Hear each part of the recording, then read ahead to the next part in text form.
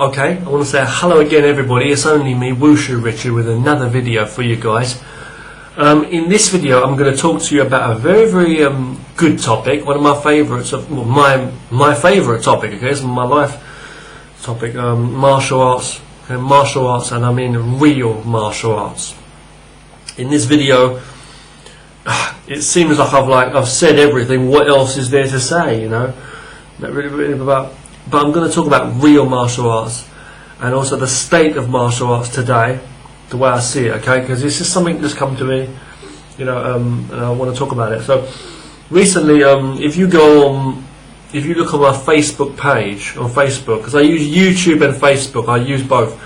But if you look on my Facebook page, you will see I have posted or shared on my timeline some videos that you'll find online. Some videos of various martial arts bits and pieces. Okay, I think there was a Van Damme video I put up for a fun little Van Damme thing, because I like Van Damme, as you know. But Steven Seagal is a legend, I feel. I'm going to talk about him in a moment. Steven Seagal, I posted I posted a couple of videos on my Facebook timeline. There's a thing on there. One was a trailer for this like new the real Miyagi like documentary coming up. Another one was an interview with Steven Seagal, and then there was another video I also put up. I shared on there was something regarding Masaki Hatsumi Sensei, who's basically the grand ninja master, basically grand master, real. Like, he's been referred to as like the last living ninja, basically. He's a real traditional teacher of ninjutsu. You see him teaching things like taijutsu to the bare hand. And to me, he's an absolute legend and always has been one of my absolute inspirations. I've never met him, but he's of the Bujinkan and the Bujinkan. I can't pronounce it exactly, but the school, you know, he teaches ninjutsu. I think it's in America. I'm not too sure exactly where it is. I think it's in America. But the guy's a Japanese guy. You know, ninjutsu is an ancient Japanese art. I'm not going to go too much into the politics and detail of that, okay, in terms of origins of such a mysterious art, such as ninjutsu. I don't know any arts, or I don't know of any arts as such, which are more mysterious than ninjutsu itself, any kind. And I believe there are various forms of ninjutsu over the years, but definitely formalised styles have developed and come about over the years. I've seen a few videos recently. I've seen a few trailers and bits and pieces too regarding Michael Jai White and Scott Adkins, who are good martial artists, and I see it to some degree, very similar to Van Damme, but I'm not going to go into too much detail with those. It's all good. It's all good, you know. I'm a fan of Chuck Norris. I think he's good as well. I'm a very big fan of Larry Tatum for his Kempo. The list goes on. I can tell you loads of people. Okay, Jackie Chan, Jet Li, Sammo Hung, Donnie Yen. It goes on. And Mike Tyson's an excellent boxer. You know, there's a new film coming out with Donnie Yen, as I say, with that. You know, all the classics. You know, Gordon Liu, the old classic kung fu films. But what I'm saying, okay, for this video, we're going on to real stuff. Now, recently I watched another video, which was a video where someone was mocking Steven Seagal again. He gets a lot of stick, that guy. I feel really sorry, because he's a real good martial artist. He's an absolute legend.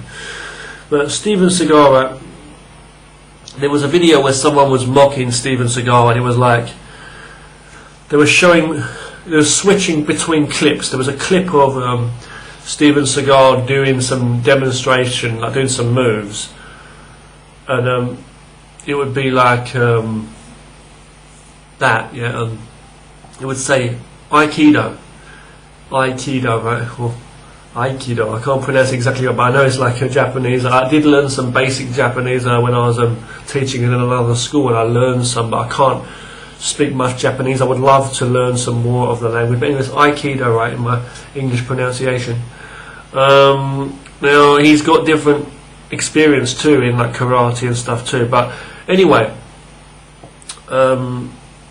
you know, they were flipping between like clips. They had like Steven Seagal doing Aikido, and then there was this other guy in other clips doing sparring, just flipping between video clips they were, and it was called real Aikido.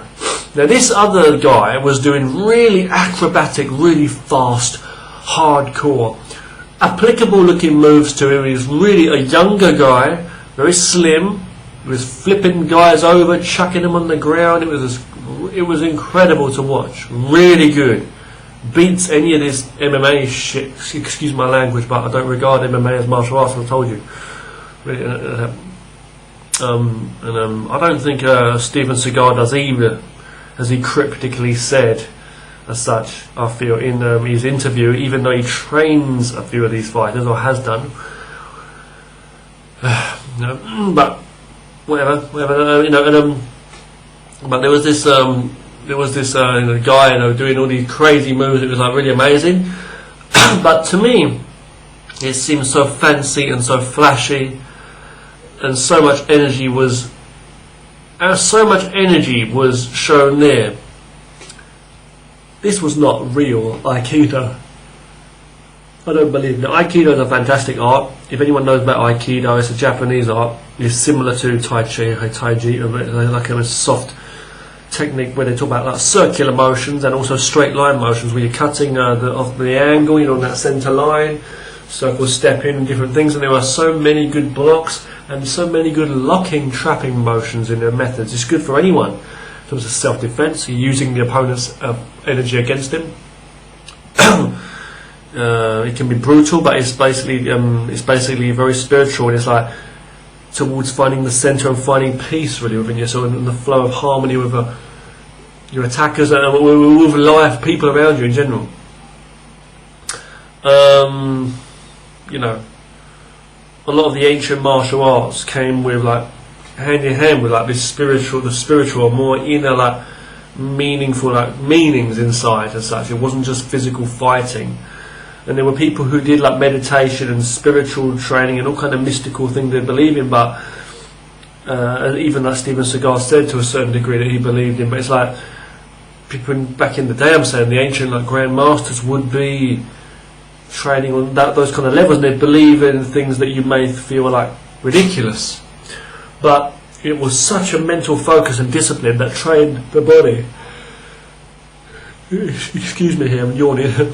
But trained you to be like in so much control, so much better as a martial artist, a real martial artist. It's not something that we can just translate into our ignorant way of saying things, like in the West, like we say, you know, like martial arts, the way we say that, even like combative art. It's not that simple. It's not just like a sport you do, something you do, you know. It is so deep. It's a way of life. That's what it was.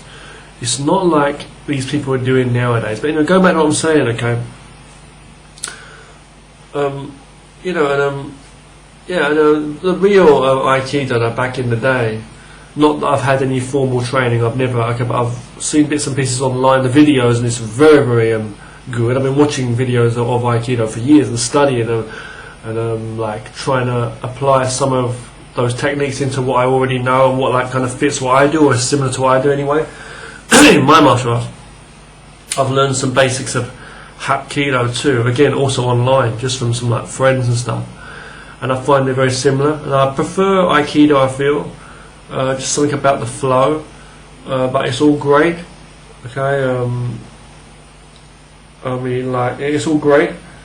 I've got no fucking time. Excuse my language. Excuse my language. I've got no effing time for jiu-jitsu and what it's become.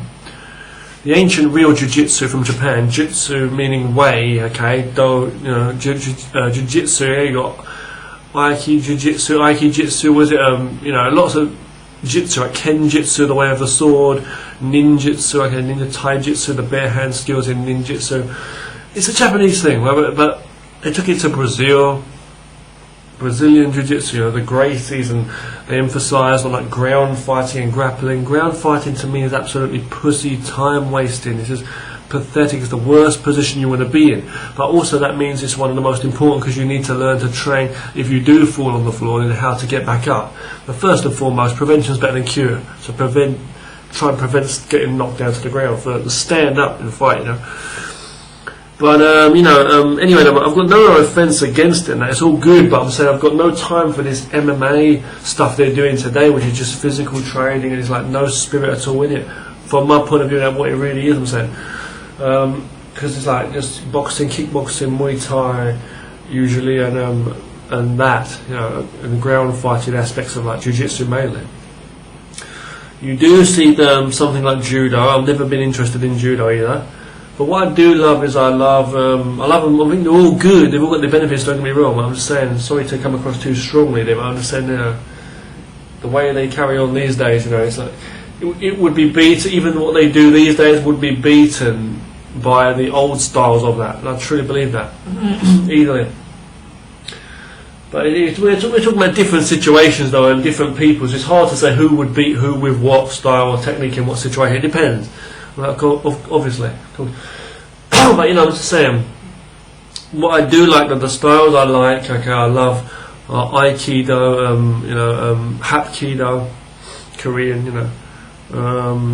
Hapkido's like got the locks, they got the leverage and all the rest of it. It's like Aikido, but it seems more like, not more rigid, but it's like kind of more harder and more emphasis on the discipline, like the hard brutality of the fighting. But it all can be.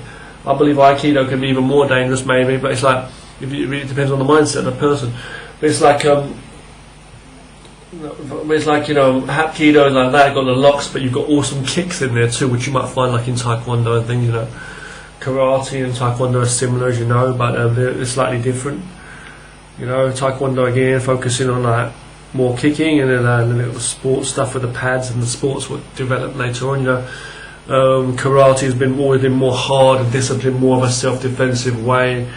It's just more, let's say, more formal. I don't know how best to put it, but they're very similar. You got Karate, you got Taekwondo, Hapkido with the locks and the kicks. Aikido mainly just for like locks, not many high kicks at all. Mainly the locks are flowing softly with a total harmonious flow. It's really, really good. Steven Seagal is like a master, basically a sensei. That he was the first. He was either the first or one of the first. I do believe he was the first. I'm not too sure, but Westerners to be able to open his own dojo or martial arts school in Japan, which was great, right? And he had Japanese students. He'd been living in Japan for years, and he had lots of students. He was teaching people from all over the world too. And his training was so damn hardcore. It was absolutely the real deal. And he would teach them really for real life fighting competition. And Steven Seagal can speak Japanese too fluently, I believe. Anyway,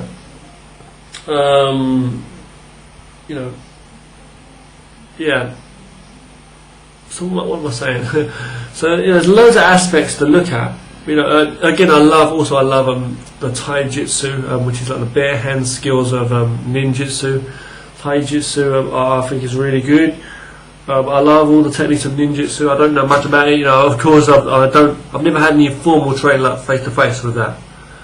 My training, I've had like formal and like hand to hand training in my martial arts, in terms of like real applicable stuff. I'm saying is. We did some self-defense in karate. We did, of course, kickboxing, sparring, hardcore.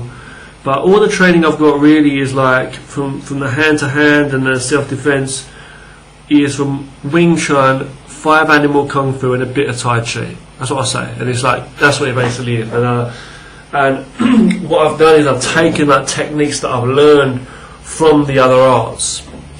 Also Bagua, so basic couple of Bagua techniques and bits and pieces I learned along the way. But what I've done is I've taken all the knowledge I've taken from watching things online about videos about Aikido and Hapkido and all of that, ninjutsu, and I've seen similarities in some of the training I do, and I just work it into what I do. And I believe you can learn to a certain degree. This is always debated, but you can learn certain things off videos and materials online too, and you really can. Because face it, you go to like martial arts schools and you learn with a teacher, you don't always have the privilege of training hand to hand with someone, or training hand to hand with the teacher, or someone real experienced anyway. So when you go to a martial arts school, be it a kung fu school or a Japanese dojo, a martial arts school, usually, I mean, a lot of times, there are times, and you have to admit this, where you're just one of the crowd and you're watching the teacher demonstrate the movements in front, and he might show you once, twice, any questions, and that's it, you know, and then you just have to practice by yourself. He might say, oh, well done, yeah. He might not point out every detail to you, you might not know, and it's all from eye. It's like you watching and practicing yourself still. So it's like, that's what it's mainly from, right? So two different kinds of training to get the experience in the martial arts. One comes from hand to hand, like the training. You have to have something, you have to. And some of it comes from watching, observing, copying and following the moves. You can't always go up and ask your teacher to show you the move again and again and again and break things down. Sometimes they're not patient enough, there's not enough time. You don't have the video, you can't like slow them down, slow motion, and see clearly what they're doing sometimes. You can only learn from how they're teaching and what they're showing you. So for that kind of stuff where you're watching, and let's face it, I'm sure we've all, as martial artists, we've all learned certain movements and a lot of stuff from just watching our teachers or whoever it's been, right, in front of us showing the moves when it's not been hand to hand. There are things we've learned, right? So we can learn the same way through videos online. You can actually stop the video, watch it again. You may have the privilege of watching different parts.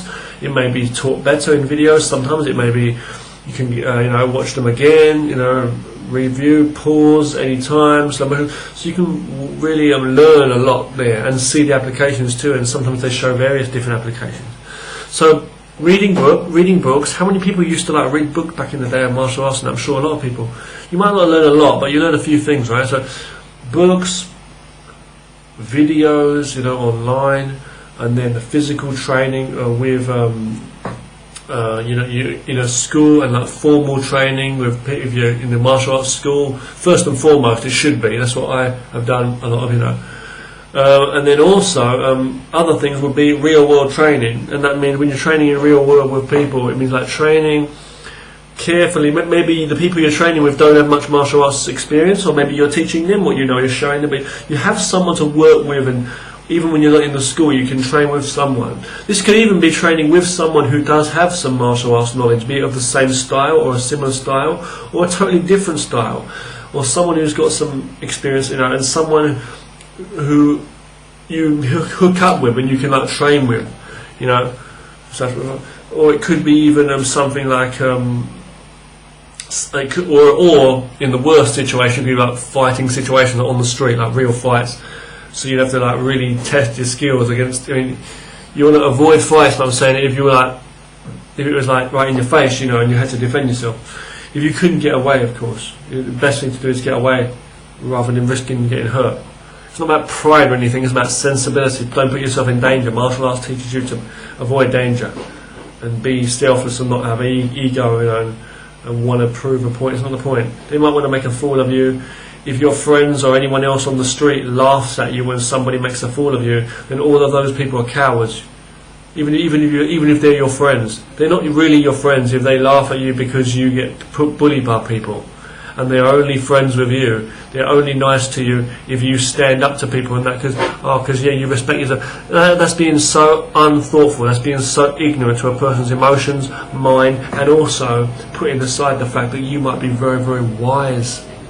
Or just because they wouldn't carry on like that. Sadly, a lot of people only learn the wisdom of others or learn to respect others by seeing the power right in front of them and seeing that there's like a fighter or such, or someone who stands up to be confident. Seemingly, it's like it's right on the spot. It's not the real truth of it. Doing things which are really unnecessary, but they feel it would be necessary. It was like things like even like Bruce Lee. Let's say Bruce Lee. A lot of people like Bruce Lee. Why? Because he kicks everybody's fucking ass and he doesn't give a damn. He's been in fights. He might have been hurt before, but he stands up and he gets the job done. He's a real deal. Again, Steven Seagal was also. Let's be real. We want to be real, right? In the martial arts, we don't want fake stuff. We want real fighting. And this video is all about real martial arts. So I'm going to be talking to you in a moment about it. I'm one of the biggest fucking coward pussies you can imagine. But it's like I avoid violence. I'm not afraid of getting hit in the face. Jackie Chan even says anyone can beat him. You got to be humble in yourself. Van Damme even say things like that. But it's like, you do what you can.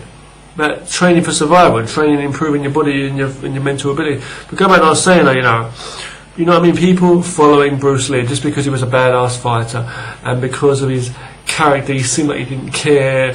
And if he wasn't a good fighter, and if he was to carry on the way he carried on, so you'd say, look at this little prick, he loves himself, who the fuck does he think he is? That's what you would say, wouldn't you? Of course, because he's carrying on like a dickhead.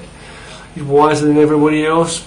Or if he was to go around and spread all of that positive philosophy, because he was very philosophical and very deep thinker, you wouldn't listen to him. I believe a lot of people wouldn't listen to someone like that if he wasn't going around and literally beating the shit out of people, getting into fights and standing up. You want to see that. You say, well, yeah, you want to see the reality, and you don't want to just to brag. You want to see the real.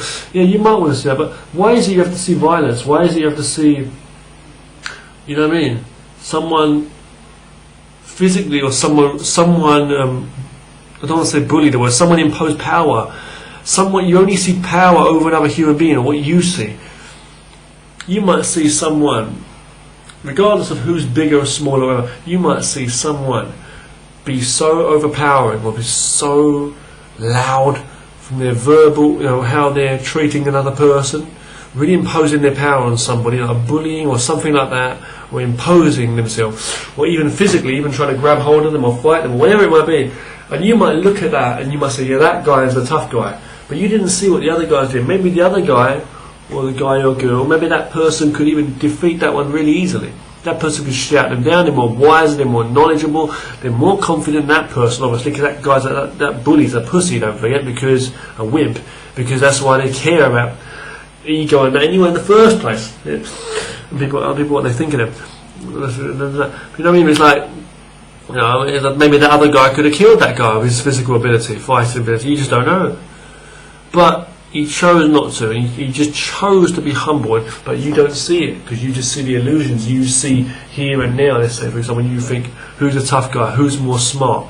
The one who's loud and noisy and advertising himself and putting on a show and smashing up the place like a gorilla in a glass house. You know what I mean? As such, it's like, is that power? No, you got to understand.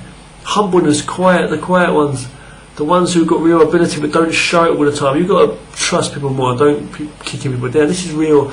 This comes before the path of martial arts. It's really part of martial arts. You know what I mean? It's like, and I've probably confused you with what I've just said there, but you know what I mean? This is really, really important stuff. This is stuff you've got to know, because otherwise you'll be going through your life blindly. Martial art teaches you to turn the light on and see clearly more about what really is, so you can see it. Like you become like this animal in the dark that can see with your eyes. You can see everything when everybody else can't see anything. Like you've got nocturnal, what do you call it? Infrared, night vision, or whatever you call it.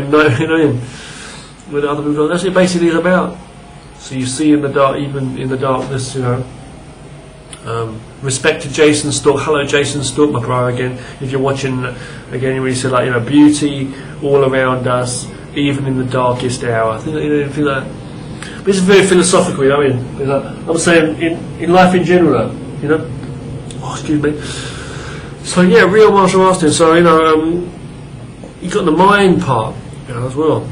But it's like, you got the mind and then you got the mind, again, Bruce Lee was very philosophical, we know, and he was wise, but different reasons people like it. But you know what I mean? Though people listen to his philosophy because he was a badass fighter. And he wasn't like the best philosopher, I believe. Anyway, a lot of the things he was saying were like coming from back in the day before him. I'm not putting him down. He was a great fighter. He was a great person. He was a great personality in many ways too. Great actor, great martial artist. Great philosopher. He helped people too, and he believed, and he made something of his life. So he's a hero. He's a legend to everybody. Of course, he stands up for something, and he also stands up for that fact that we do need to stand up to bullies sometimes, and we do need to stand up as good people and stand up against evil sometimes. It was good. Stand up for ourselves and stand up and say, no, I will not be pushed around. And if I need to fight, I'll kick your fucking ass before you know what I mean? Before you lay a finger on me, I'll make sure you stop. That's what it basically. Bruce Lee did teach us that, to intercept, go straight in, stop, cut that down. Someone starts to push you, someone grabs you by, that's it. You're already belittled. Someone slaps you in the face. You know what I mean? They're treating you like a piece of shit. So it's like he immediately just takes that guy straight out of commission and lets them know the power's enforced on you. you hit the fucking concrete, and if you want to stand up again, I'll help you back up. But if you want to stay down there underneath my shoe, you know, keep treating me like a fucking dog, because I'm no less a human being than you are. And that's the love of all humanity, and how we've all got to respect each other. And that's a very good lesson we can learn from Bruce Lee if he wants about violence and real fighting, right? And again, Steven Seagal too, good for what he's done, fair enough. It's not about being the big tough man, it's not about being this, that. You've got to train hard, and you have to intercept and you can't wait. But it's like, you know, we're being real, and I'm trying to say so. And again, but I'm just saying, you know, the true philosophies and all the ancient stuff that he was talking about, that come from before. You know, he was just inspired. I believe Bruce Lee was just one of these newcomers, a young guy at the time who was into martial arts. You know, he learned a bit of this and a bit of that, and he was just really good, especially when he came to the West as well. And he was like, his ability was amazing to our eyes, you know what I mean? Because we didn't know. But anyway, going back to what I was saying though, yeah, so martial arts in general though, the reality of martial art is like, it's about your life, and the true philosophies and the wisdom and the ancient ways. You know, Steven Seagal in his interview was actually, because I watched it the other day, a rare interview thing. You can see it on my Facebook page, I put it up. I can't think of the exact name, it was like a rare interview of Steven Seagal. A more recent one. It was like Steven Seagal was like talking about how the wisdom and the ancient mystical ways, the way he said it, but the ancient wisdom of the martial arts and the way the old masters used to train is like very less and less these days, like almost non-existent these days. And all you've got is people that are, they call them martial artists, but it's like they're just like these fighters and people that go around with some physical ability, fighting skills. Even the way they execute the moves is just doing a different kind of physique, and it's a different kind of way that the moves are applied, are executed, I should say, in this day and age. Let's say like some of these MMA guys, so I'll take MMA for example. I'm not trying to have a dig like I always do, but it's like MMA guys who do like jiu-jitsu and that, you know, for example, right? The reason I choose jiu-jitsu always is, you know, I can't stand ground fighting either, but I'm saying jiu-jitsu's got to stand up as well. But it's like, the reason I keep saying jiu-jitsu is because like Muay Thai and boxing or kickboxing are like ancient, they're old arts, and they're martial arts, but it's like they're more sport, if you know what I mean. They're more like punching, kicking and striking, whereas the jiu-jitsu kind of comes more from like an ancient way, like the Japanese, and it still does come from deriving from a more deeper art with the spirit behind it, the samurai days. You know, it does come from where it's got things like locks, flows, and all kind of spiritual movements, stance work, manoeuvres, even the ground fighting too, fair enough, which I hate, but I'm just saying the stand up with the locks, the different strikes, and how to move and how to probably disarm if someone's got a weapon and whatever. I don't know much about it, but I know it's like more of a martial art as such. So I'm just saying though, right, the people of today though, with their version of jiu-jitsu, regardless of the fact that they're doing a lot of it on the ground as well, most of it, which I absolutely fucking hate. I mean, it's useful to know if you're on the ground, you've got to know how to fight and know some moves. It's very, very good and very, very useful, I know. But I'm saying, it's pathetic to go on the ground. The ground's the last place you want to be. What I'm trying to say is, the jiu-jitsu part, what they're doing in MMA, I'm not speaking for everyone, but I'm speaking for most of them and the majority, and I think it's fair in this day and age, and the way it is. It's based on a lack of knowledge, and sadly ignorance too, could be partly to blame. Ignorance it is, but it's like, you know, it's a sport version of jiu-jitsu, coupled together with sport versions, of course, of Muay Thai and kickboxing and things like this that have been going for years. Mostly, and any other arts you hear about, sometimes you hear about a bit of taekwondo, karate or judo background in martial arts, you know, or karate and that, you know, but it's like rare, and it's not so much.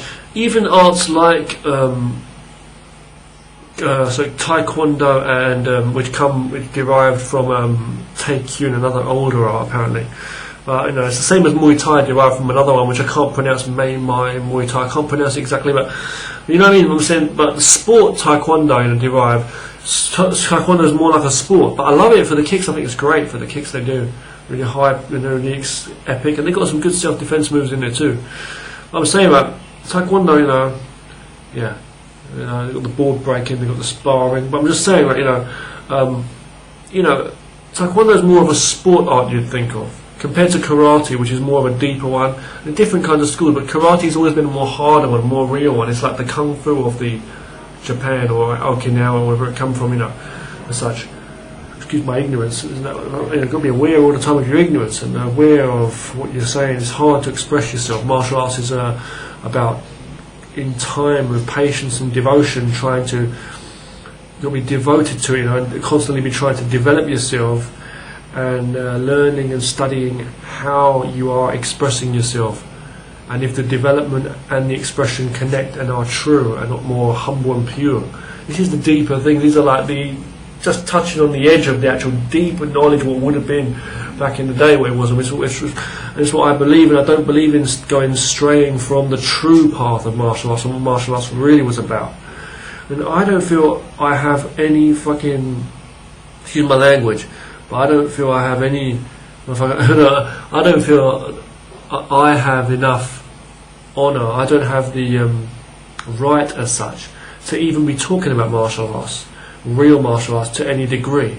I don't have the, I don't have the right at all as such to be speaking about martial arts to this nth degree and to the most deep detail which I'm trying to touch on. I weren't around back in the day, fair enough. I've only got the knowledge I've learned in my life, fair enough. But the truths that were coming from it, which derive from it, I believe in totally, so truly, and I live my life more or less, I try to, by the code, or like by a lot of morals which are in there. Nobody was perfect, even the martial artists who invented these arts, and nobody's perfect as a human being. And monks say this, and spiritual people, so it's absolutely true. So it's all about improving the self, and there's a lot of moral in there, a lot of points, and it still points the finger that I am doing my own individual way, my individuality, and I am doing what I can as a martial artist. I am more honest and true as a martial artist in what I do, if I'm true to myself. Bruce Lee also expressed all of this. Bruce Lee is always said to be one of the greatest, or the greatest martial arts fighter of our time, or someone you can imagine. A lot of people would just say he's the best martial artist ever, or the wisest, or the most creative. I don't know, but it's like, to me, he wasn't. Bruce Lee, not at all. His philosophy came from bits and pieces he'd learned over from what had been going for thousands and thousands of years in China. It had been passed down, and knowledge in general. He was a smart person, he was a thinker. The same as the people that created any of these famous ancient texts, but I'm just trying to say, he studied fighting methods from different arts, and he trained himself to be a really good fighter. And that's what he basically was. And his life was the martial arts. But nevertheless, he wasn't, let's say, grandmasters or ancient whatever before him, way before him. But he was real in what he was, and he was a real individual, a real human being. Martial arts teaches us to be honest and be a real human being, a better human being first and foremost. That's what it really means to be a real martial artist. And he was the best Bruce Lee could be, and he was the best at what he was doing in his way of martial art, his honest self-expression. So he was really good at what he was doing. It was real. So that's what gives us a little bit of a pat on the back as such. So these kind of people are inspirations to us in our life. These people do give that to show that, when it feels so hard to justify what we do and try and say that is right, we are something we're not, and we try and make out just to make ourselves feel good. When we know that we're lying to ourselves a lot of the time, and we're so limited in our knowledge and ability, like I feel totally, in a lot of ways. But this kind of a person shows as a human being, because we're all human beings really, and they cut the bullshit and keep it real. But it's all deep and it's true, but it's like, we are deep and true human beings the best we can be too, to whatever degree or level we try. And so Bruce Lee was one example of that. And there's a lot of people in the world who do that. So we can be the best. You can be the best you can be. There's nobody like that who, like you. You can be as great as any, let's say, you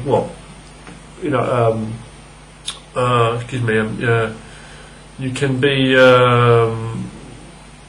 what's that word? I can't think of the word. I hate that when the word goes out of your mind when you're speaking. Oh, what's that word? I can't think of the word now, but you've got the I mean, it's there for you. The life's there for you in the taking. I can't think of what I was going to say. The word potential. I said potential. Potentially, you can potentially be as good, as unique as the inventor, like the first person to invent a Tai Chi. That's a really great Tai Chi system, Tai Chi, you know, which is such a profound, deep art for self-defense as well as health. You know, it's like the embodiment of yin and yang, of nature and harmony. You could be the next person. You could do that. You could create something in life that can really help people. You be true and honest. But these people that created these arts are just absolutely amazing. So you could potentially be as good as that. But the arts themselves, like, to me, they seem so golden and so perfect, even though they're not perfect. But it's like they are so good. But what you know, it's like what is and what isn't. You know, it's like you may say it's a perfect art and a perfect flow of Tai Chi, but when you know Tai Chi, like when you know any martial art, you can flow it any way, right? You can move your body, your atoms on your body, your arms, legs, your arm, in any way. You don't need to do an exact form. You might change the order of the form, or some way, or fight another way. So that you could even call that another name and say, "Oh, this is my style, Tai Chi or Kung Fu or whatever." But at the end of the day, it's just you, the way you move your body, the way you train your body, the strength, the flexibility, the body, your breathing, your stamina, every tendon, the atoms, and it's holding your body. That's how it is really. So it's all bullshit in a way. It's like, you know, it's like we use paint and charcoal, whatever it might be, to paint a picture. Let's say. We say, look at this wonderful piece of artwork here. It's the imagination against people. Actually, we're just moving these things, and it looks like what it is. You know, it's all illusion. But in the same way, though, these pictures do reflect, and the artwork we do make, artwork does reflect and does show us a visual of the world we're living in and the things that we relate to. And it's all real, even emotion, thoughts. It's all real, really. And it's the same with the martial arts, about how you train and flow. It's a real thing you're doing, right? So that Bruce Lee said, you know, the unnatural and the natural are naturally, the unnatural naturalness and natural unnaturalness.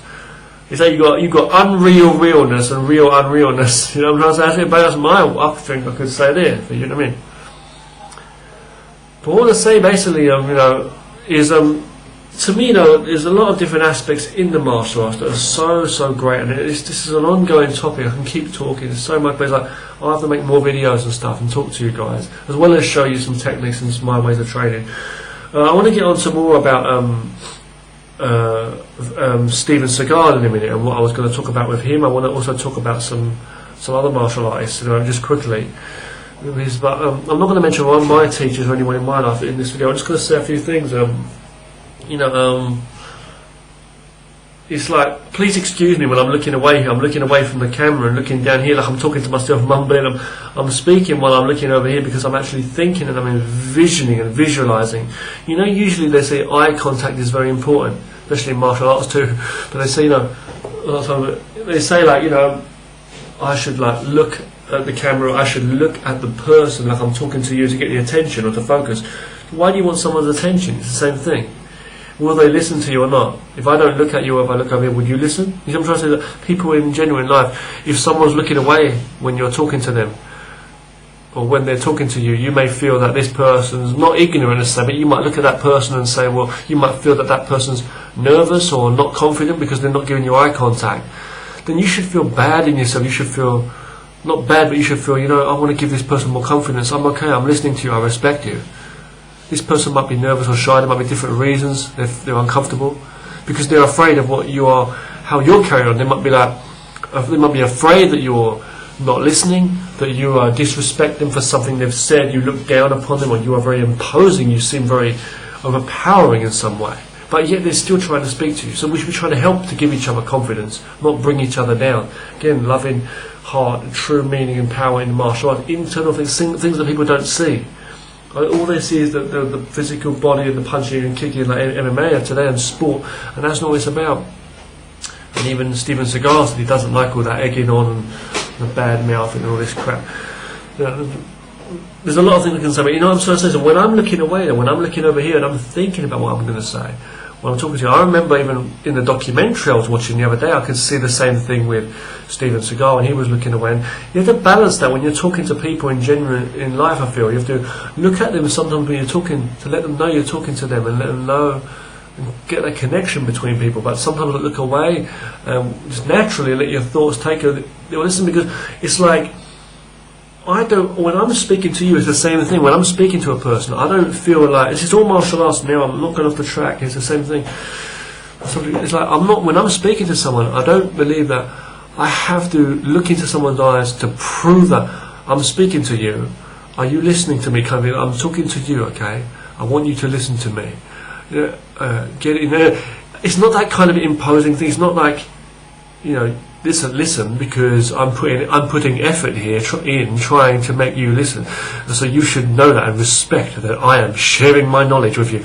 It's not that kind of thing. That's very imposing and very wrong, I feel. If they want to listen, they will. If you want to share, you will. So when I'm looking away here, I'm thinking and reflecting back to what I'm saying and what I want to say and exactly what I'm expressing from my heart, and visualizing this as I'm sharing that from my heart and mind to you, because I care. And I know that if someone's there and wants to listen, they will. If nobody watches this video, fair enough. I share from my heart because I want to do it, So there's human beings in front of us. So that's where you see a lot of this spiritual stuff and like religious, like you see Buddhist monks and stuff. You see a lot of this stuff in Zen and in the martial arts. And it's just things like, things like, Steven Seagal himself can relate to people like that, because he's like that. It's like, but I'm not religious as such, but I am spiritual on that level, and I understand that there's the respect of life and nature and people are doing good in the world. But the fighting, the real martial arts is hardcore, and you have to be real in the training and keep it real. Now back to the subject. What I was saying, okay, is like there was another video I saw earlier on that really not a video, there was a lot of videos actually. There was a channel, and I'm not going to mention the guy's name because I don't want to offend anybody out there and be bad-mouthing anybody out there, because it's just not right in the martial arts. It's just not fair. Even me bad-mouthing MMA guys, but I don't regard MMA as real martial arts at all, nowhere near real martial arts. But no matter what I was saying though, there are elements that come from it, fair enough, and it comes in, but it's like, it's not real martial arts the way I see it in MMA. I don't see it as real martial arts. Now, I also do believe that MMA guys do have the potential, they do have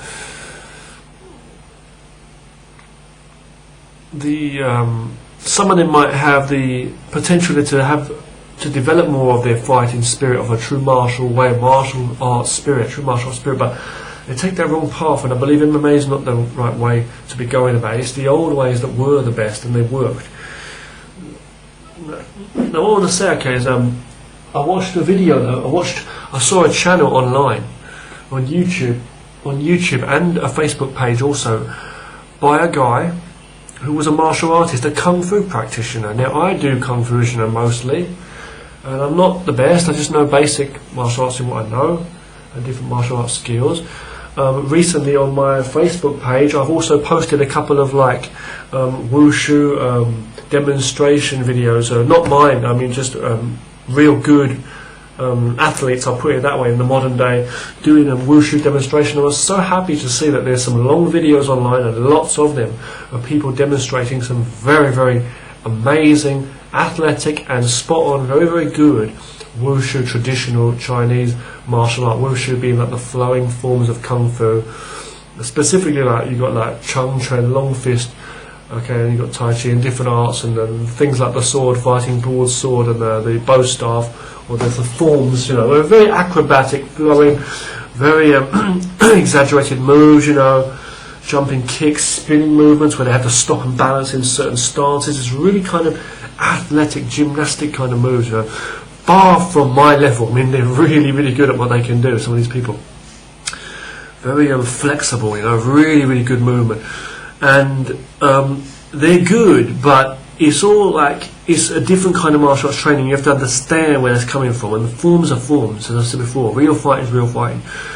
But it's all, they do interrelate, and martial arts is about that. It's the same with like karate too, with like the katas, and then and then the fighting. Plus, for the practice and training, I was going to say a moment ago, like anything too. Like a moment ago, I was going to say, and I remember I forgot a word I was going to say. I was going to say potential, right? Potential. So repeat things over to try and remind yourself. Martial arts to remind yourself of movements by repeating them over and over again. Forms and all kinds of formula training is for that too. So you can train and give yourself something to train as well as exercise and working out for it. I mean, actually, the martial art movements, not only your gym or working out moves you do in your workouts, but the martial arts, you have to incorporate them together. And the way I see it is fitness and fighting ability should always work hand in hand. They should work for each other. If you want to be so flexible as a martial artist, there should be a reason for that. You should, relate to what you're doing as a martial artist, or at least in some area. You know what I mean? It should, and you know what I mean, or strong in some way. You should relate in some area. You know what I mean? Some way or more than, or if not more. So all I'm going to say is, there was this video though, this channel, I found online on YouTube, and another Facebook page. Excuse me, loosening up my neck. Loosening up any time of the day, just loosening up, But there was another Facebook page also about the guy. There's a guy who's a Chinese guy, and he seems to be. He looks very similar. I don't know if he is. I really don't know. I could be totally wrong. But there's a guy who has a channel on YouTube and Facebook, and I saw this guy wearing a hoodie and tracksuit bottoms. Jogging pants, whatever you call them. You got sports clothes, modern day clothes, all kinds of sports clothes he was wearing too. Just like modern day normal style, the same way as you see me like in some of my old videos before, but he wasn't in like traditional martial arts clothes, he wasn't in monk's robes, if you like. And also he had hair on his head, he wasn't bald. But this guy, I looked at him, right, and I'm kind of good because there's a lot of people here in China that they think that I, as a Westerner, cannot tell the difference between Chinese people with faces, like they all look the same, similar. No, I am, because it's been like 10 years I've been here, so I can tell the difference. I can see, but there are so many people in China, it's like this, you always come up against people that look very alike, you do get that. But I'm a martial arts fanatic, you know me, I've watched so many videos over the years, and I used to collect DVDs, and I used to have this video and DVD of DVD of Shaolin Wheel of Life. It was a documentary thing back in the day, and there was like back then, and it was like a very, very fascinating documentary making of thing behind it as well. But there was this stage show that was put together with some real Shaolin monks of different ages too, that were going around the world to spread the Shaolin and show some of the martial arts that they do, the Kung Fu and the Wushu or whatever. And it was like you're going around to different countries, the stage show, but it was like there was this guy I've seen in the in this channel on YouTube, and I might be totally wrong. I don't think it is him, but it could be. And I went onto his channel purposely, and I went and I looked through all of his videos to see if I could see the same guy wearing Shaolin robes. Now there was one video where he was with somebody else doing, I think it was him, I don't know, he had hair. Didn't click on the video, I didn't watch any of the videos. But that guy was doing real good martial art. I saw one video, a bit of a video. His movements are very spot on. The strength in his body, his legs, the strength in his stances, his kicks, holding his legs out, his flowing acrobatic martial art wushu moves, and Shaolin in this, all Shaolin all the time, all the Kung Fu he's like showing. Real flowing, like acrobatic, like long fist kind of moves, but with like loads of movements and different specific videos on specific. I think it's called Shaolin Life, the channel. I don't know. There's something about Shaolin or Kung Fu Life or something like that. But it was a channel, and there's this guy, okay, and he's like showing moves, and he was like holding a bow staff there in one picture, and he's like, it was just. I was looking at the guy, and I don't know, it might not be him. And I want to say that I think the channel looks great, and what the guy's doing and sharing his martial arts, is great, and especially Kung Fu in this day and age, and he's good at what he does. But I looked at the guy's face, and I was looking at him, and I was thinking to myself, hang on a minute, is he that Shaolin monk? Is he one of those guys? As I remember his face, it seemed like he was someone I'd seen before. And he seems like he's a Shaolin monk who's left the temple, possibly as part of that team travelling around doing the Shaolin demonstrations and that, and then decided to do his own thing elsewhere, maybe open up a school. I saw him in one picture with some other Western guy holding a trophy or some kind of medal or reward or something. Then there's people that do this. There's another monk called Shiyan Ming. He's called Shiyan Ming. I can't pronounce his name exactly. This New York Shaolin temple. The Wu-Tang Clan know him and everything. But it's like, he's good fun. But he was sharing like Shaolin martial arts and Kung Fu and doing it real good though.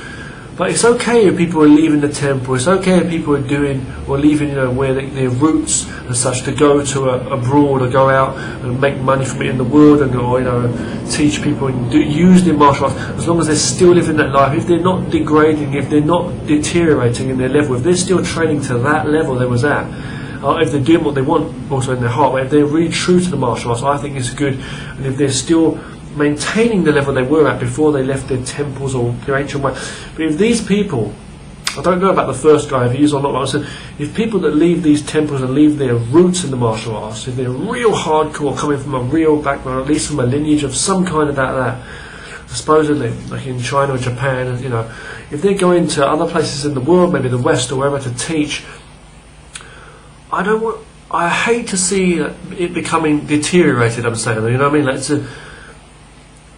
to be just mixing in with the modern society, or just doing it for money, just not caring about the traditions anymore. They're not, it's like they're broken free. It's like, fair enough, we're all free in this world. You don't want to be like a prisoner who's stuck in one ideology, and say you want to be free. And all human beings can do martial arts. It's for your whole life. You don't have to be a monk or actually follow and wear an exact uniform like everybody else. I don't mean that, or stay in one ideology. You can be free in life and do martial arts. Anyone can do it, as long as you wear comfortable clothes. You're free and you can train like mind and body. But if you're true to the arts, you will be true. And I'm one like this. It's not like I'm just some daydreamer. I don't just follow people and call people master or sensei and just believe in wearing robes and gis and bowing and temples in the mountains and forests. I'm not just living. I love all that, but it's the same as you've got like a lot of that in Zen, and you see like these Zen and gardens and things you see in Japan and that. I'm one for that. I respect all that, because to me I value all that. I think that comes from an ancient wisdom, and it's a part of connection with nature. It's not just as a daydreamer, a Western person like me, or someone who is just attracted by it, and I think all mysterious and mystical, like a lot of people did buy into it like that. And that's how a lot of people back in the day in the East and that, and in Japan and China, they would, or going about in the world, they would try to like use and get money from people, and like use it, especially foreigners and people that don't know anything about it, and they'd be cowboys and such, and they wouldn't teach you the real thing, and they just use your blindness. So you can't go around following blindness, your own blindness.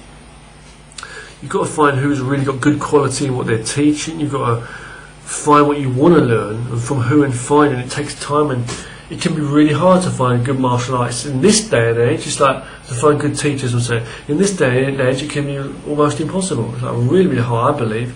If I was looking for a real martial arts teacher in this day and age, damn, compared to 10 years ago, compared to 20 years ago, compared to 100 years ago or more, the further back you go, the more chance you got. Nowadays it's like, my God, you got more chance of finding something that was created by Steve Jobs, I'm trying to say, on mobile phone, useful stuff, fair enough, I'm trying to say technology, but you know what I'm trying to say though? You say, well, of course it's going to be hard to like find something that was just passed down through word of mouth or by body, people that died in history, and further back you go, yeah, but it's like, stuff should be maintained and kept alive. But you know what I'm trying to say though? People that use the martial arts though for money, or use it for this and that, or fake things, or have got ego, and they start to run away from the truth. It's all bullshit. I've learned from people. I've seen people all over the world, people that go around and wear gis and stuff, or like traditional martial arts clothes, but they carry on like, they don't carry themselves like martial artists. They're like just so casual and all this, yeah man, you're right, yeah, drinking a can of Coke, and it's like, yeah, you're going to go down the pub later, you know. It's like, you know, it's like, what the fuck, you know? Or talking about some, you know what I'm trying to say? It's like, to me, martial arts has really been like the life of a monk. I'm not religious as such, but I'm more like a monk, you know. I don't live like in this modern world where like, it's like, I'm not totally pure like that. Like, I'll be able to live in a temple like that and all the rest of it. A dojo maybe, but you know what I'm trying to say? It's like, I live in this modern day where we use technology and we use all this stuff. The ninjas were great because they was all about technology and thinking ahead. That's where it bridges, you kind of see where you can be modern and be a modern day, real ancient style, real modern day martial artist in that way, with the ancient wisdom, and use this technology. Ancient wisdom should be there to, wisdom from the history should be able there to push on ahead, you know, and carry through and enhance our understanding of what we're doing to make things better. So we like technology and things like computers. So I can't say I'm not a true martial artist because I'm not a monk and I'm not living in a temple and that. You know, I'm not up on their level.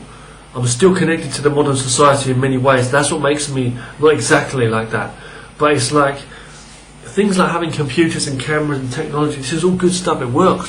But how pure are you able to stay in the inside? You might live in an apartment or a flat somewhere. You might not be a monk in a temple. But can you make that connection with nature? Depending on where you've been born in the world, the Shaolin monks and the people back in the day, they would say that yes, you can connect with nature. You can connect with your fellow human being. You can, no matter where you are. You know, you might live nearby a forest or a park. You might want to connect with nature, go on the beach.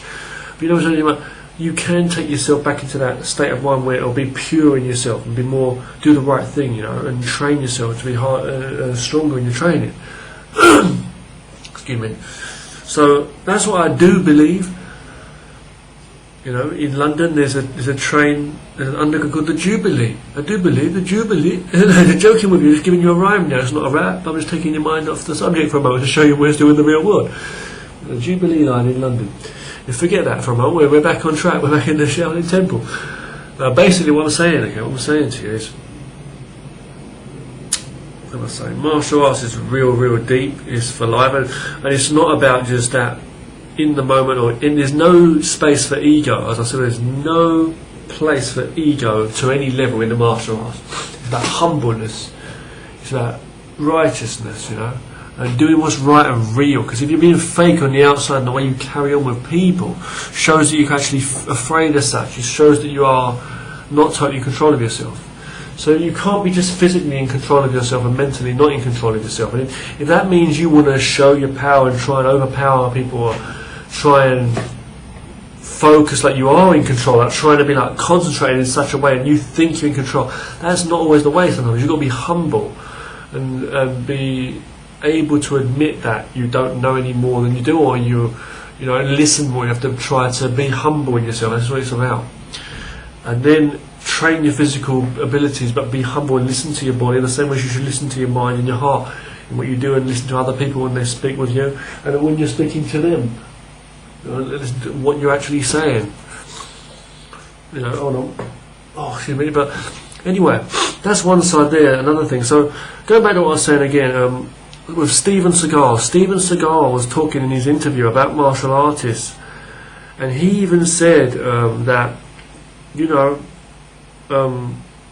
that he was asked about certain martial artists. He was asked about Michael Jai White. He was asked about various actors, you know, who are martial artists, and he was asked. Steven Seagal was asked by someone, does he believe that, you know, Michael Jai White is a real martial artist? And he said no. He said, are you kidding me? And he said, okay, how about Jean-Claude Van Damme? He said, are you kidding me again? Now, I'm a massive fan of these guys. I think that sounds kind of harsh, not because I'm a massive fan, but it sounds kind of harsh to say that, because these guys are, to me, they're good martial artists, they're good fighters, they're good, but they do real martial arts compared to anyone who does like MMA in this day and age. These guys like Michael Jai White and Jean-Claude Van Damme have been through real martial arts training, especially Van Damme. But these guys have done real martial arts. Again, Scott Atkins is another one. But I can see, though, Scott Atkins, even Tony Jaa. Okay, Scott Atkins, Tony Jaa. You could say Jackie Chan, but I believe Jackie Chan is much better. But Tony Jaa says Scott Atkins, Michael Jai White, and Jean-Claude Van Damme, who I'm a massive fan of all of these guys. I think they're real good. But for me, I can trust this sensei, this guy. I can really trust this real sensei, this real guy who's been through it all, Steven Seagal, in what he says. I can actually understand what he's saying. These guys can do a few fancy moves, they can do punches, kicks. These guys are real martial artists compared to today's modern day. But you've got to remember that Steven Seagal is coming from back in the day. Now, if you take this group of people, these actors who were from back in the day, back in when they were young, let's say Steven Seagal and all these guys who went through it, look at the paths. Van Damme's a very humble person. He's very determined, he's very great in his training, what he does. And he's got the spirit of martial arts too, I do believe too. And we all do. I mean, you can't say that anyone's perfect. I mean, the same for Steven Seagal. You might say he's having a bit of ego being the way he's carrying on, and maybe he is. The same as me, I'm not perfect. I wouldn't call myself as not a martial artist, as such I am. But it's like, I can understand what Steven Seagal is saying. People that go around and just flash for the camera, or people that just know the basic, like kickboxing, or this MMA, the way I call it, they're not martial artists, they're just fighters, and some of them are good actors, and they know some moves. But the deeper martial arts spirit, being in a dojo, I'm not saying a building that people have built, what I'm saying is like being from that kind of discipline, that ancient way that was back in the day, that I know that Steven Seagal knows exactly what you're talking about, but you just can't express it to this modern day and age, because people don't understand it. When he says a lot of these old masters who have died out, and the wisdom and the knowledge is dying out, and the guy even said how people do different movements, even the basic level, which is the physical, some of the movement, the way you apply, the front kick he was explaining, and things like different ways he does it. But it was points, the guy, the interviewer, was talking to Steven Seagal, and he asked the same similar damn boring question again. So the guy said to him, he said do you believe there are still some movements that people have not yet seen in the martial arts, like in MMA and everything? And Steven Seagal said, not only some. He said, Steven Seagal said there are thousands, literally thousands. It's like an infinite number almost of techniques that have not been seen. Of course, that's absolutely true. It's infinite almost. It's that ongoing infinite. There's so many possible ways that you can actually apply a martial art technique, or apply one technique, let alone other techniques which you could make or could do. You limit yourself when you say, robotically, I can only do a punch this way or a block this way. There's so many ways, but we learn formalised, the ABC of language, it's like, you know what I mean? You learn the basics. It's like 12 o'clock, 3 o'clock, 6 o'clock, 9 o'clock. But you learn in between the points. You know what I mean? How many variations of 25 minutes can you have in that clock? You're probably still trying to work out what I've just said. How many variations of minutes in different orders? You know what I mean? It's like a bank lock, when you got a vault thing, how many variations of code. But it's we're talking about infinite now. It's an infinite thing, and it really is. It's not just a mystical thing. You have to think of it that way. It's like the universe, infinitely small, infinitely big. It's like this ocean of knowledge and thought and ideas and imagination flowing, like water in the sea. This part of the sea is water, this part of the sea is water. It's all mixing as water. You can't find where that was 10 years ago, and it's just it's all just totally flowing the whole time. Time and space. So it depends on you. And again, quotes from Sammo Hung, but it's not really from Sammo Hung. It's ancient stuff. But Sammo Hung said it in the series Martial Law, the TV show. Sammo Hung even said, hold on. All warfare is based on imagination and deception too. Because the mind, over matter, and then the weapon, the body, how you apply it. But again, I want to say something. Steven Seagal mentioned a lot of things, but one thing Steven Seagal said, which was really good. I'm not sticking up for. I'm not just picking out different people here. They're all good. I mean, you can say I feel Sylvester Stallone as the heart of martial arts. I mean, look how devoted he is, how serious he is, and the heart he has for life. And we're all human beings. And this is it. I'm going to say two things that Steven Seagal said here. Okay, one thing Steven Seagal said is he was talking about real fighting. Okay. And he was saying that back in the day, when he was doing his 6 year, I think it was 6 years, or how long was training you had to do to get your black belt. He had one person would have to for the black belt gradings, he would make one person have to fight about 4 or 5 people, is it? Or 3 people, I can't remember. It's like a group of people in randori. It was like real hardcore randori fighting, where they could come at you and as hard as they wanted to. It was like you had to fight them all off. And there were people that every black belt grading, apparently, I think he said that every black belt grading, they weren't just handing them out. You had to do your training for years, you had to know your stuff, good techniques, and when you went into that grading, it was you versus all those guys, and they could do anything they wanted to you, 3 people or whatever, once 3 to 5 people, and you had to take them all out, take them all on, and there would always be blood. There were busted up faces, black eyes, blood hanging off them. It was like, can you imagine how brutal that was? It's kind of crazy when you think that's like like Bushido. It's like the ancient way, Buddha or such. You know, that's the way of the warrior. Angel training, and you think, oh my God, that's crazy. You don't see anything half like that nowadays in this day and age. But martial arts was for survival. It was for a life and death thing back in the day, and you had to fight. It's literally survival in this day and age. We have to. Fair enough, there's guns and all the rest of it now, but it's like in this day and age, you know, if you had to survive and fight, you know. Weapons aside, I said the hand techniques, you would still have to be able to fight. You have to fight really well, and this kind of training is very, very real. So you do different kinds of sparring and different kind of pad work or conditioning work there is in the training, and I'll talk about that in future and how I feel about it. But in terms of that real element of like really having to work your reactions, you know, and go in and as well as hit hard and they're coming at you and then getting hurt, but still you can't see them, and you're still having to fight. Or being hurt under injury, and you're still trying to fight under pain or pressure, and they're all on you and fighting to get back on your feet, moving around, they're all surrounding you, or you get in here, you've got injuries, or where you still have to fight. It might be a time thing, it might be for your life. To train on this level, can you imagine? Or be something in your eyes you couldn't see, blood, sweat, you've been busted up, in pain, with limping. Can you imagine that? It's like being pushed in the sea, and you're like you're going to drown, you can't swim. I can't swim, but you have to fight, but you know what I mean? That's what they're trying to teach, and that's the real spirit of Buddha and Bushido. That's the real and Kung Fu, really. You know, it's like real martial arts. You know what I'm trying to say? So that's crazy. That's like intense. I'm saying. So however you want to see it, but it's like if you don't choose to do that, it's like you have to question yourself: are you a real martial artist? Then you haven't been through that. But it's like putting yourself in danger is always crazy too. And I've heard like Yin Wu Ping, the one that. It's a real martial artist. I regard these guys as real martial artists, the people that done like the choreography for like the old Kung Fu films and that, the old back in the day. They do real good stuff, and they are very knowledgeable of what they do, and they know how to fight too, obviously. And you must have like real good fight knowledge to be able to do like good fight scenes in films too, let alone to make the films, because you've got to be able to know about real fighting to do that. And sometimes it can be more, like Donnie Yen said, it can be more intense sometimes. Even in terms of control and being careful and all that. So I remember Yin Wu Ping said, like in the making of the Matrix, and Yin Wu Ping even said, usually the master will always stop and he won't hurt the student. He will take him to that level, but he won't hurt. They won't know when you get really, really hurt. You might be against it. You might not think that's right. You might believe in, other hardcore methods and things like Masayama also, and different things like, real kumite and things like that. It's all good, brings the good best out of you, but.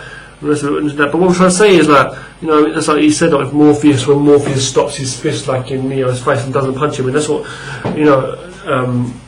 Yin Wu Ping was saying about that's what it was about. He was saying, he wanted to put across that meaning back in the ancient day with the martial arts. The master, the Sifu, Shifu, Sensei, whatever, would never harm the student as such. They would just teach them reaction, the reflexes, the power, how to really fight. There might be times when they do get a bit hurt or knocked down, but they won't be really like in so much danger of hurt. So what I'm trying to say is the intense stuff. Obviously I'm sure Steven Seagal brought out the best in his students. Steven Seagal and people that have done this kind of hardcore training, and Steven Seagal definitely done good training, and that you can't not go through any pain, and you cannot go through any hardship in terms of even going through injuries and stuff in the martial arts in your life. Fair enough. But some things can be irreversible. You must be careful. It's like how? But it's like you must be, and you can't be too badly hurt. It's like, again, there are martial arts masters. This is my point I want to say. There's martial arts masters and experts out there that have really never been in a real fight. Or never. And when they're masters and really good, there were people. I'm not saying that to come for myself or anybody out, or you out there, but there's people that have never had to use their skills. They've only had the training in the schools, and it's been really hardcore, good sparring and that, but nobody's been really, really seriously injured, like blood hanging off, broken bones. And they're really good at that level. There's people in this world who are, even maybe you might be a really good martial artist, you might be someone who's got real good skill, and you know you're always improving yourself, but you've never actually been hurt that bad, and you've never had to fight on the streets, and you've never actually been in a life or death situation, or been in a situation where you've had to fight, or you've been like really, you know, under that danger, and you'd be grateful for that, but you know your ability, and you know what you can do, you know your reaction speed, you know your abilities physically and mentally, so it's like, as long as you're constantly training, sparring with people and doing your conditioning to hit things, to make sure you're getting strong surfaces, training your stamina, your endurance, your flexibility, your strength, your breathing, you know, your posture, everything, all your movement and your ability, reflexes and reaction, then you're training it all, right? Your power as such. You're learning how to spare your energy to, and you're avoiding danger and compensation to say anyway.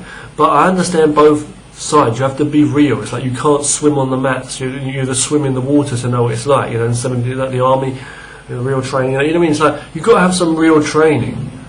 Yeah. And in martial arts, it's better to train with someone at hand to hand when you're training martial arts rather than just training in the air all the time. But you have to do both, and it's all good. You know, it depends on what you do.